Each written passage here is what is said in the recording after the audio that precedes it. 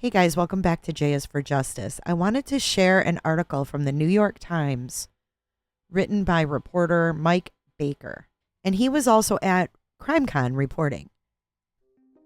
And this is dated October 8th, 2023.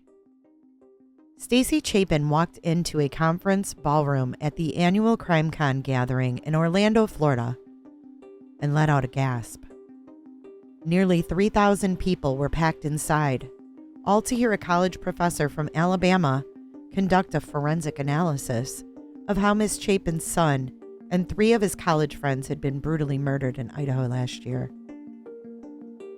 Miss Chapin backed herself into an alcove to observe the discussion, muttering as the speaker mispronounced the name of her son's girlfriend, who was also one of the victims, then botched the description of the landscape around the crime scene.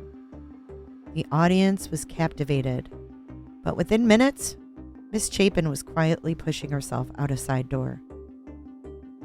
"Why does that person get to talk about my kid in front of all those people?" Miss Chapin whispered in the hallway.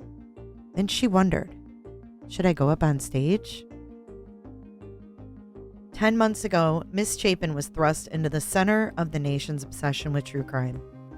As armies of podcast listeners, internet commentators, and amateur sleuths were consumed by the mystery of how Ethan Chapin and 3 other University of Idaho students had been stabbed to death late one night in a house near campus. Now she found herself navigating an unfamiliar world where she was an unwitting celebrity, searching for a way to harness the fervor for something good. She arrived as a guest of Crimecon, where, after paying for tickets that start at $349, attendees could measure blood spatter, analyze the drawings of a serial killer, cheer their crime-solving heroes, and absorb the gory details of notorious rapes and murders. The annual conference, which this year drew 5,000 people from all 50 states, capitalizes on what has been a breakneck level of growth in the true crime genre. Last week, of the 20 top podcasts on the Apple platform, more than half were related to true crime. Some attendees described their fascination with criminal minds.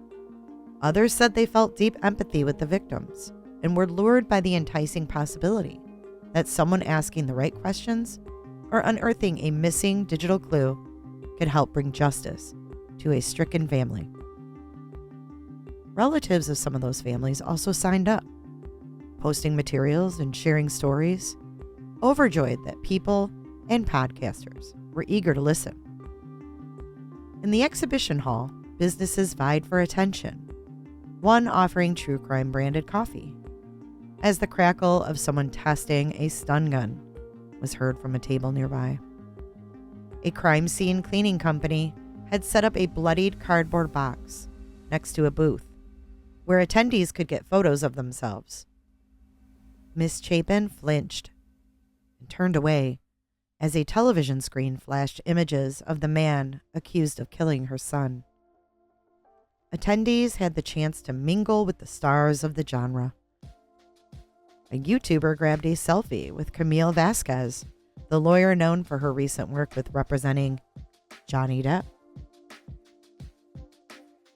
Dozens lined up to meet the former cold case detective Paul Holes. The conference's welcome party featured Creighton Waters, the prosecutor who led the murder case against the South Carolina lawyer Alex Murdaugh, doing a rendition of Brown-Eyed Girl on guitar. Miss Chapin had never been a follower of true crime, nor, frankly, understood its appeal. Over the last year, she has largely avoided most of the news coverage and public discussion of her son's murder. But in the early days of the case, she got a glimpse into the power of the true crime community to galvanize and organize, sometimes in alarming ways. As word of her son's case spread via a broad network of YouTube channels, TikTok personalities, and Facebook groups, true crime sleuths were captivated by the Idaho mystery, one where a killer had managed to fatally stab 4 people on 2 floors of a rental home before exiting into the night. With no suspects emerging and police pleading for tips, thousands of online sleuths went to work. They uploaded maps of the neighborhood and floor plans of the house and analyzed photos, including one that some thought revealed blood seeping down its outer walls. They scoured social media interactions, freeze-framing a Twitch live stream video that showed two of the victims stopping at a food truck hours before they were killed. They proposed a series of theories: that an ex-boyfriend had committed the crime, or a roommate of the victims, or a neighbor who had been doing interviews, or a man in a hoodie who was seen in the crowd in the Twitch video. Some of the suspects, college students whose only real connection to the crime was their friendship with the victims and their own keen sense of loss, became true crime villains overnight. Miss Chapin recalled her fury upon learning that some had been speculating that her son might have carried out the atrocity as part of a murder-suicide plan. Even after a real suspect was arrested, Bryan Kohberger, the sleuths continued to speculate, offering alternative theories despite DNA evidence and cell phone tracking, linking Bryan Kohberger to the crime. For Miss Chapin and much of the university community in the small town of Moscow, Idaho, the killing had left a wave of shock and grief in its wake. At Crimecon, she hoped her presence would help people remember what had been lost. She also wanted to connect with other victim families who were looking to find community and build support for a foundation that will award college scholarships in her son's honor. She had not even had a chance to pick up her badge at the conference before a woman wearing basically a detective t-shirt on sale in the gift shop approached Miss Chapin to give her a tearful hug, thanking her for her grace and expressing sympathy for her loss. At a meeting of family members of crime victims, she met relatives of Gabby Petito. It was a case where true crime aficionados had found a chance to shine. Miss Petito's body was found after mass attention to the family's pleas for help on social media resulted in thousands of tips. All in all, Miss Chapin said she had found earnest support and people wanting to help. The convention sold copies of her children's book about Ethan, the boy who wore blue, written after his death. She mingled with journalists to tell her son's story. 4 sessions at the conference were dedicated, at least in part, to discussing the Idaho case. As Miss Chapin stepped out of the session, led by the Alabama professor, she first sought refuge in a private lounge, where she came upon Crimecon's founder, Kevin Belfay. She explained to him how unnerving it was to hear someone she did not know, who lacked a full command of the case's details, speak about the killings to such a large audience. "There are so many people in there," she told him. "It is shocking." The session, Mr. Belfay said, was one of the conference's biggest draws. He said he had spent a lot of time trying to figure out how to present a recent crime that was of such deep interest to so many people. A court-issued gag order had prevented the usual mix of prosecutors or investigators or family members from talking about it in detail.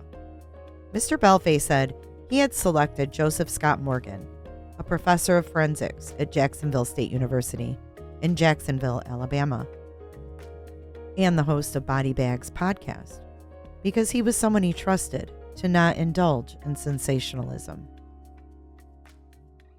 Mr. Belfay said he had wondered earlier what would happen if Miss Chapin were to visit the session during the conference. "I wish I had called you and said, 'Don't go in there,'" he told her.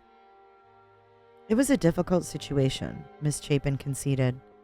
As they separated, she continued to fret. Should she go back into the professor's session and go on stage herself? She walked back in. The professor was still on stage, taking questions from the audience and speculating about how the knife sheath found at the scene with the suspect's DNA on it might be considered at trial. Miss Chapin got in line, at a microphone, waiting for a chance to speak. Her hands were clasped behind her back. Then the professor asked for her question. Yes. My name is Stacy Chapin, and I'm Ethan's mom.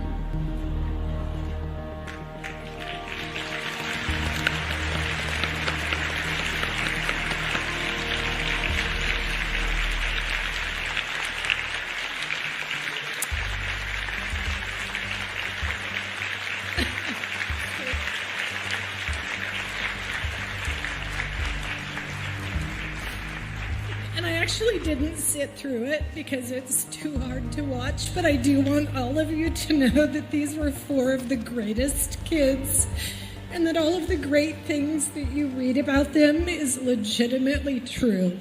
And I can speak on behalf of my own son, who was an incredible human, and we miss him all terribly.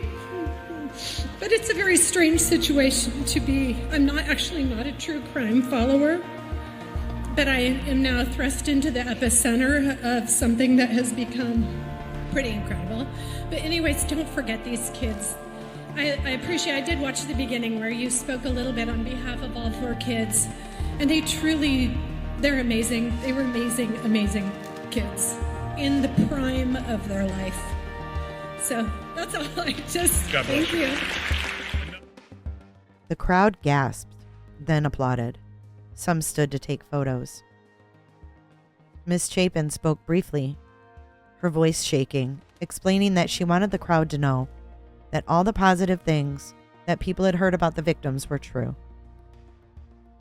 As she departed, people surrounded her, asking for hugs, laying their hands on her, rubbing her back, sharing stories of why her son's case had meant so much to them. The moment, she said, was empowering. She hoped it offered people something to consider as they consumed their next true crime episode. It's pure entertainment at some level, she said. That entertainment piece, there's a real face behind that. There are real people behind these stories. Don't ever forget that.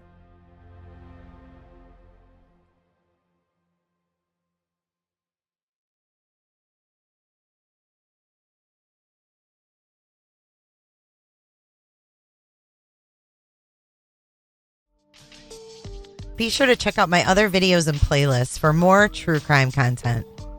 And if that's not enough, you can join our Patreon. Don't have a tinfoil hat? It's okay. We'll make you one. It's that easy. See you guys in the next video. See you later. Bye.